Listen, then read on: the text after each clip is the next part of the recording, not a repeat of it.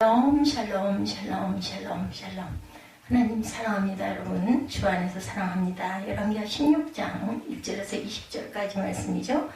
우상을 의지하다 패망한 아하스의 이야기입니다. 유다왕 아하스, 역대하 28장에도 기록되죠. 1절에서 27절까지 기록되어 있습니다. 16장 1절에 느말리아의 아들 베가 제17년에 유다의 왕 요담의 아들 아하스가 왕이 되니라 라고 시작을 하죠. 우상을 의지하다가 패망했습니다. 아하스가 왕이 될 때 나이가 20세라 예루살렘에서 16년간 다스렸으나 그의 조상 다윗과 같지 아니하여 그 하나님이 야훼께 보시기에 정직히 행하지 아니하고 이스라엘의 여러 왕의 길로 행하며 또 여호와께서 이스라엘 자손 앞에서 쫓아내신 이방 사람의 가증한 일을 따라 자기 아들을 불 가운데로 지나가게 하며 몰록에게 바쳐 아들을 불 가운데로 지나가게 하죠. 산당들과 작은 산 위에 모든 푸른 나무 아래 제사를 드리며 분향하였더라. 이때 아람의 왕 르신과 이스라엘의 왕 르말리아의 아들 베가가 예루살렘에서 올라와 싸우려 하여 아하스를 에워쌌으나 능히 이기지 못하였다. 당시 아람의 왕 르신이 엘랏을 회복하여 아람에 돌리고 유다 사람을 엘랏에서 쫓아내었고 아람 사람이 엘랏에 이르러 거기서 거주하여 오늘날까지 이르렀더라. 아하스가 아수르 왕 디글랏 빌레셀에게 자신 사자를 보내 이르되 나는 왕의 신복이요 왕의 아들이라. 이제 아람 왕과 이스라엘 왕이 나를 친히 청하건대 올라와 그 손에서 나를 구원하소서 하고 아하스가 여호와의 성전과 왕궁 곳간에 있는 은금을 내어다가 아수르 왕에게 예물로 보냈더니 아수르 왕이 그 청을 듣고 곧 올라와 다메섹을 쳐 점령하여 그 백성을 사로잡아 기르로 옮기고 또 르신을 죽였더라. 아하스 왕이 아수르 왕 디글랏 빌레셀을 만나러 다메섹에 갔다가 거기 있는 제단을 보고 아하스 왕이 그 제단의 모든 구조와 제도의 양식을 그려 제사장 우리아에게 보냈더니 아하스 왕이 다메섹에서 돌아오기 전에 제사장 우리아가 아하스 왕이 다메섹으로 보낸 대로 모두 행하여 제사장 우리아가 제단을 만든지라.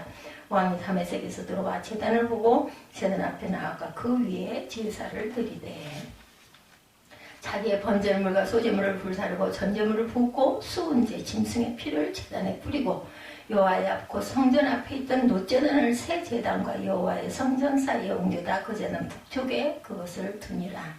아하스 왕이 제사장 우리아에게 명령하여 이르되 아침 번제물과 저녁 소제물과 왕의 번제물과 그 소제물과 모든 국민의 번제물과 소제물과 전제물들이 다 이 큰 제단 위에 불사르고 번제물의 피와 다른 제물의 피를 다 그 위에 뿌리라. 오직 놋제단은 내가 주께 여쭐 일에만 쓰게 하라. 제사장 우리아가 아하스 왕의 모든 명령대로 행하였더라. 아하스 왕이 물두멍 받침의 옆판을 떼내고 물두멍을 그 자리에서 옮기고 놋바다를 롯소 위에 내려다 돌판 위에 그것을 두며 또 안식일에 쓰기 위하여 성전에 건축한 낭실과 왕이 밖에서 들어가는 낭실을 아수르 왕을 두려워하여 야훼 성전에 옮겨 세웠더라. 아하스가 행한 그 남은 사적은 유다 왕 역대 지략에 기록되지 아니하였느냐. 아하스가 그의 조상들과 함께 잠에 다윗성에 그 열조와 함께 장사되고 그의 아들 히스기야가 대신해서 왕이 되니라. 이렇게 20절까지 말씀을 제가 빠르게 한번 함께 읽어봅니다. 20절 마지막 절이죠. 오늘은 여호와 하나님을 버리고 아수르와 우상을 의지하다 패망한 아하스에 대하여 함께 생각하고 교훈을 얻고 은혜를 나누고자 합니다. 아하스라는 이름의 뜻은 소유자 또는 야훼께서 사로잡으셨다라는 의미를 갖고 있습니다. 아하스는 요담의 아들이었고 히스기야의 부친입니다. 유다 12대 왕으로 20세에 즉위하여 16년간 통치하다가 유다 열왕 중 가장 사악한 일을 많이 한 왕이다.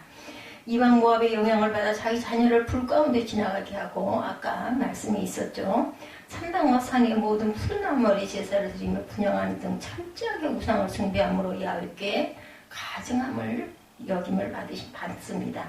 반아수르 동맹에 가담해도 아무 소용없다는 사실을 깨닫고 오히려 아수르에 협조하자 이스라엘과 아람 동맹군이 유다를 공격합니다. 아하스는 아수르 왕에게 성전과 왕궁에 있는 금은 재물을 보내면서 도움과 구원을 요청하였으나 유익이 없었어요. 이때 회개치 않고 도리어 성전의 기구를 회파하고 하나님의 전문들을 닫고 각 성읍에 산당을 세우고 다른 신에게 분향하여 야훼 노를 더욱 격발케 하죠. 아스로 왕 다글랏 빌레스를 만나러 다메섹에 갔다가 거기 있는 단을 보고 드디어 그 구조와 제도의 석양을 그려 제사장 우리아에게 보내 제단 건립을 명령합니다. 우리아는 그 모든 것대로 단을 만들었고 아하스가 다메섹에서 돌아와서 단 앞에 나아가 그 위에 제사를 드리죠. 오늘 보면 내용에 이로 인해 하나님의 징계로 주변 국가가 끊임없는 침략을 합니다. 그것도 몰랐겠죠. 그래서 침략을 당하는지를 몰랐을 겁니다. 말년은 아수르 여호수아비로 무기력하게 보낸 것으로 보입니다. 철저한 우상 숭배자인 아하스는 그 사악한 일로 인해 죽어 시체가 여러 개 묘실에 장사되지 못하고 예루살렘 성에 장사가 됩니다. 역대 28장 17절에 증거하죠. 여호와께서 히스기야 왕의 나이 15년을 영정하셨다는 징조로 아하스의 이정표가 뒤로 10도를 물러가게 하시죠. 열왕기하 20장 11절에 보면 하나님을 버리고 우상을 의지하다가 패망한 아하스에 관해 좀 더 구체적으로 살펴봅니다. 시대적 배경을 보면 BC 731년에서 716년까지 통치합니다. 네. 731년에서 716년, 그러면 한 15년이죠. 북이스라엘 왕 베가와 동시대 인물. 이 시기는 가나안 북방의 아수르가 신흥 강대국으로 세력을 확장해 오던 그러한 시기였습니다. 이미 아수르와 적대 관계에 있던 아람은 북이스라엘과 동맹을 맺고 강한 반아수르 정책을 폈으나 남유다 왕 아하스는 도리어 친아수르 정책으로 아수르의 보호를 받고자 합니다. 이 결과 남유다는 북이스라엘과 강한 적대 관계가 되고 아수르의 우상과 문물들의 영향을 많이 받게 되죠. 아하스의 성품을 봅니다. 아들을 제물로 바치고 성전 기부들을 회파한 것으로 보아서 아주 사악하고 이교에 사로잡힌 자였고 이사야 예언을 듣고도 하나님의 은혜와 능력을 거부한 채 아수르를 의지할 만큼 하나님보다 자기 생각을 앞세운 자입니다. 이사야 7장 2절에서 12절에 증거되어 있습니다. 통치 중 주변국의 끊임없는 침략을 받고 말년에 아수르의 허수아비가 되어서 섬긴 것을 봐서 군사 정치적 능력이 전무한 자다. 반아수르 동맹이 별 득이 없음을 깨닫고 오히려 친아수르 정책을 펴므로써 전쟁의 위기를 모면할 만큼 아주 약사 빠른 자였습니다. 고속사적 지위를 보면 첫 번째로 아수르의 굴복함으로 남유다를 아수르의 속국이 되게 한 죄로 하나님의 이름을 더럽힌 자였고 성전 기부 회파 및 성전 문을 닫음으로 백성들이 하나님께 나아가지 못하게 했고 이는 자기 백성들을 구원하시기 위한 하나님의 구속사역을 방해하는 사단의 획책에 따른 것이다. 우상과 아수르를 의지한 아하스와 동침한 우리아. 당시 아람과 북이스라엘은 반아수르 동맹 체제를 구축하고 있었어요. 그러나 남유다 왕 아하스는 오히려 친아수르 정책을 펼쳤기 때문에 마침내 아람과 북이스라엘 연합국으로부터 공격을 당하게 됩니다.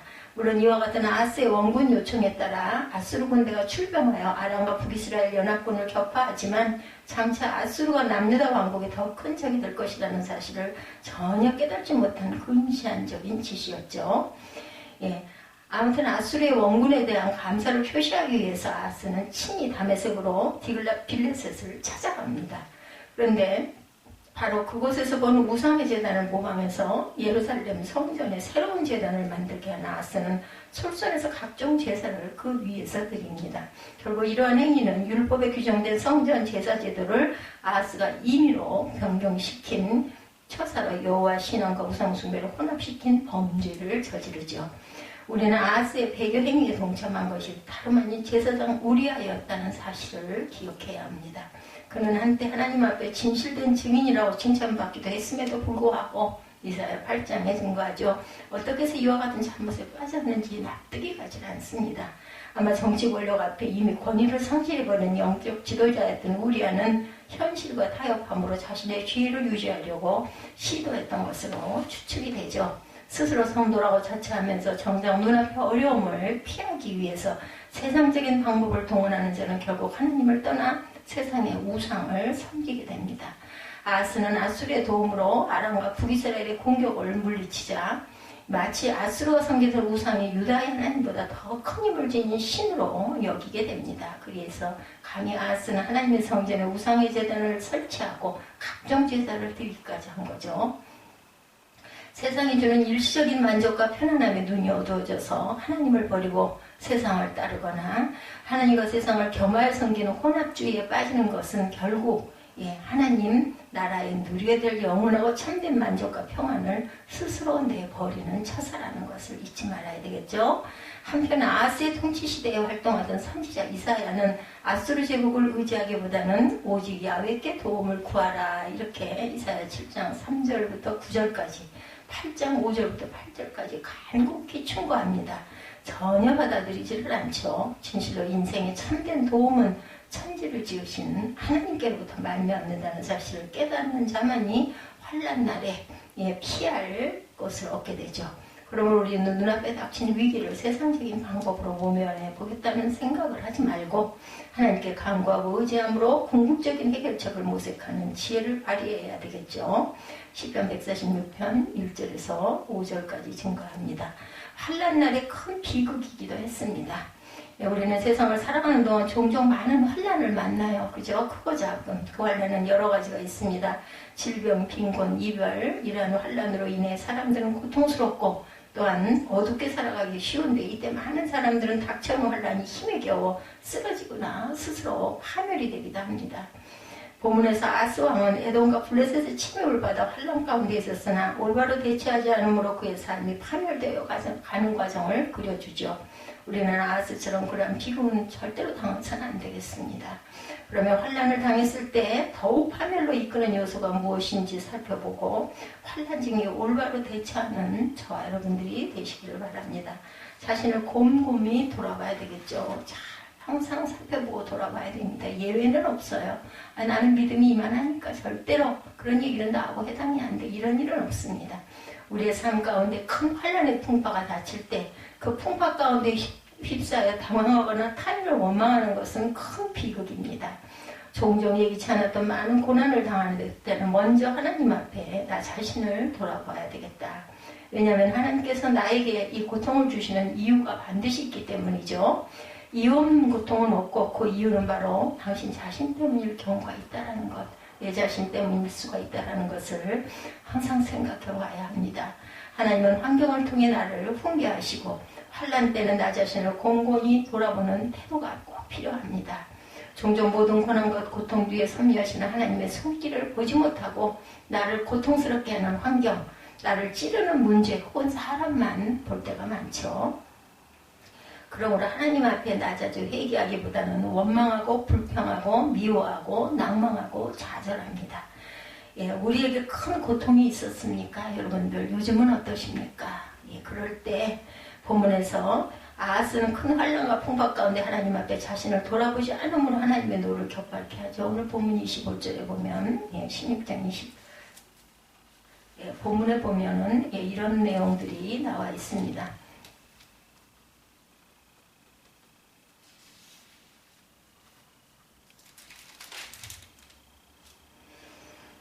우리가 잘 아는 다윗 왕은 고통의 시기 하나님 앞에서 자신을 바라보므로 그는 겸비할 수 있었다. 환난 때는 자신을 곰곰이 돌아보는 지혜가 꼭 필요합니다.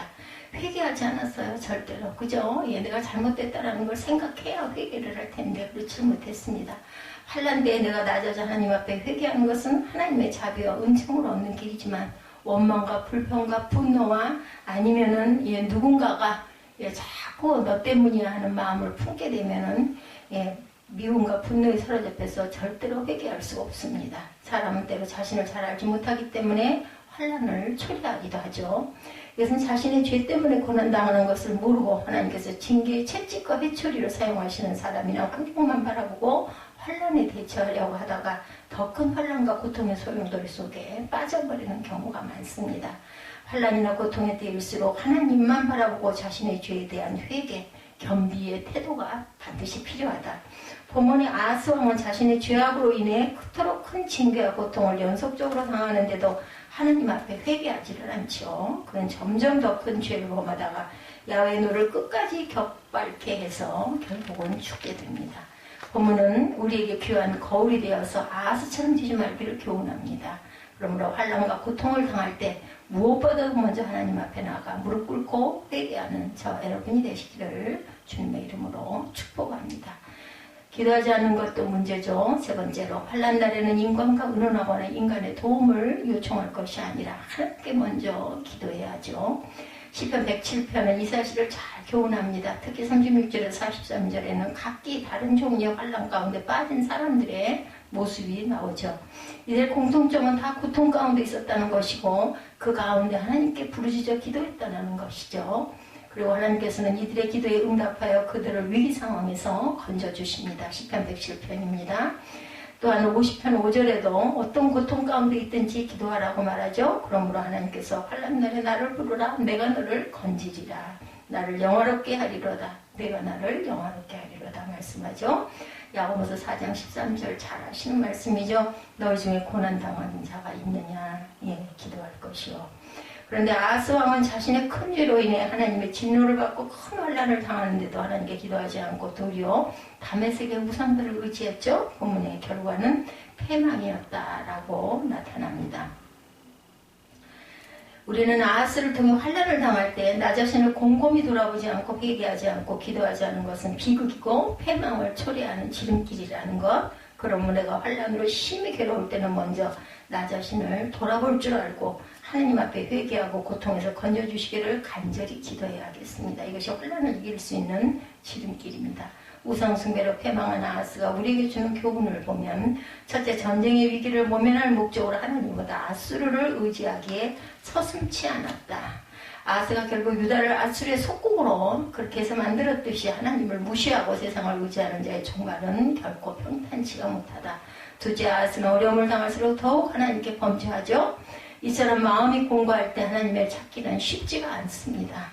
그러나 하나님은 환난 내려 부르시는 자의 음성에 귀 기울여 주신다는 것을 잊지 마십시다. 즉 아하스가 마음이 공고할 때마다 더욱 악을 행하는 것을 볼 때 어려움 속에서 선을 향한 의지를 포기하고 들떠리라는 식으로 살기가 쉬움을 우리가 알 수가 있는데, 그러나 어려울수록 하나님을 향한 신앙을 더욱 지키도록 노력하십시다. 시편 42편 1절에서 5절에도 말씀하고 있죠. 이 아하스 왕이 공고할 때 더욱 야훼께 범죄하여.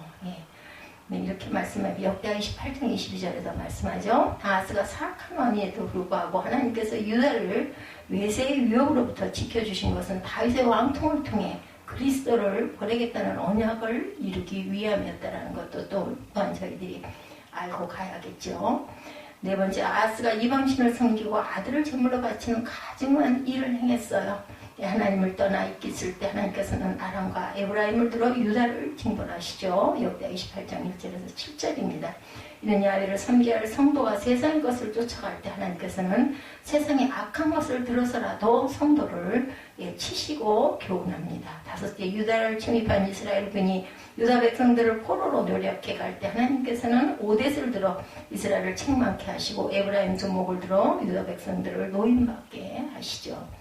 이는 아하스의 통치하에 유다 백성의 수많은 죄악에도 불구하고 그들이 거룩한 하나님의 백성이기 때문에 아무든지 임의대로 다루지 못하게 하신 하나님의 구속사역에 기인된 것이다라는 것. 이를 보면 우리가 하나님의 자녀이며 거룩한 백성이라는 사실을 우리를 얼마나 당당하게 세워주시는지 모릅니다. 이 세상에 어떠한 권세든지 심지어 사단조차도 하나님의 보호 아래 우리를 뺏어갈 수 없다는 것. 로마서 8장 31절에 39절이죠. 여섯 번째, 유다가 연합군의 침입으로 어려움을 처하게 되자 아하스는 야훼께 의지하기보다는 아수르의 도움을 요청함으로 난국을 타개하려고 하죠. 세상적인 방법입니다. 그러나 도움이 될 줄 알았던 아수르는 도리어 유다를 점령하여 막대한 공물을 요구하는 등 유다를 더 비참한 지경에 빠뜨립니다. 마찬가지로 성도가 현실적인 어려움을 벗어나기 위해서 세상 권력이나 방법을 의지할 때 도리어 이 세상의 악이 올무에 빠지게 된다는 것. 잠언 11장 말씀이죠. 5, 6절. 아람과 에브라임의 동맹 침입 소식을 듣고 아하스는 선지자 이사야의 충고를 거절하고 인간적인 방법으로 아수르의 도움을 의지하다가 비참한 지경에 이르게 됩니다. 이는 하나님의 말씀을 가진 지혜로운 자의 충고를 멸시하는 자는 스스로 멸망을 재촉한다라는 귀한 교훈을 주십니다. 잠언 1장 7절이죠. 아하스는 경건한 부친 요담과 모친 스가랴사에 태어났으나 광적인 우상숭배와 극악한 일을 저질렀다는 사실의 신앙은 결코 외적 환경보다는 자신과 하나님의 개인적 관계라는 것, 또한 국가 지도자의 타락은 자신뿐만 아니라 국민들에게 비참한 결과를 가져온다는 사실을 우리가 깊이 깨달아야 되겠습니다. 저 부전자전의 예외로 선한 왕 요담의 본을 쫓아 선한 길로 가지 않고 악한 길로 치닫는 아하스는 이스라엘 전체에 악영향을 끼치죠. 요담으로부터 자녀 교육에 실패한 결과가 전 국가에 해를 끼칩니다. 여기서 자녀 교육의 중요성을 보게 되죠. 신명기 6장 4절에서 6절에도 증거하죠. 선조들이 섬겨온 하나님을 섬기는 대신 자기 구미에 맞는 이방신을 섬긴 아하스에게서 우리는 바로 우리 자신의 모습을 보게 됩니다. 현대 과학이 가져다준 합리적 사고, 편리, 위주의 생활 습관은 진리를 보수적이고 고리타분한 옛 풍습으로 생각하게 하고 비진리를 합법적이고 현대적인 진리로 착각하게 만듭니다. 행여 우리의 사고와 생활은 혼탁하게 어지럽혀 있지 않은지 반성해 봐야 되겠죠. 열 번째로 디글랏 빌레셀과 동맹은 근본적으로 우호적인 협정이 되지 못했다. 아하스에게 전혀 좋은 영향을 미치지 못하고 오히려 핍박한 것을 볼 수 있습니다. 역대 28장 20절에도 증거합니다. 세상의 도움은 믿을 것이 못되죠. 믿을 만한 분은 오직 여호와 하나님 한 분뿐이라는 것. 11번째, 영적 지도자는 어떤 위협에도 굴하지 않고 하나님의 진리를 파수하며 다른 사람들을 하나님께서 기뻐하시는 삶 가운데 이끌어갑니다. 제사장 무리아는 자신의 본분을 저버리고 아하스의 악한 명령에 복종하는데 이 걱정은 영적 지도자들이 취한 태도가 결코 아닙니다. 비록 자신에게 아무리 큰 불이익과 손실이 가해진다 할지라도 일신상의 유익을 도모하기보다는 하나님의 뜻에 부합하는 삶을 추구하는 자세가 바로 우리에게 요구되는 것이라는 것. 그래서 세상의 죄악과 결코 타협하지 않을 뿐 아니라 도리어 빛과 소금의 사명을 다해서 세상의 불의를 지적하고 단호하게 책망하는 것이 우리가 취해야 할 태도라는 것. 마태복음 5장 13절에서 16절이죠. 불신앙으로 나아가 적극적으로 우상을 섬긴 아하스 그는 이제 나라의 승패도 하나님을 의지하는 것이 아니라 이방왕을 의지하고 야훼 성전에서 쓰는 기구들까지 내주죠. 참으로 안타까운 불신앙의 모습입니다. 우상을 의지하다 패망한 아하스를 거울 삼아 우리가 이렇게 되지 아니하도록 오늘도 자신을 살피며 주의 은혜를 구하십시다. 지금까지도 지켜주신 하나님의 은혜에 감사하시고 사람을 의지하지 말고 오직 하나님만을 의지하고 사는 저와 여러분이 되시기를 주님의 이름으로 축복합니다. 기도합니다.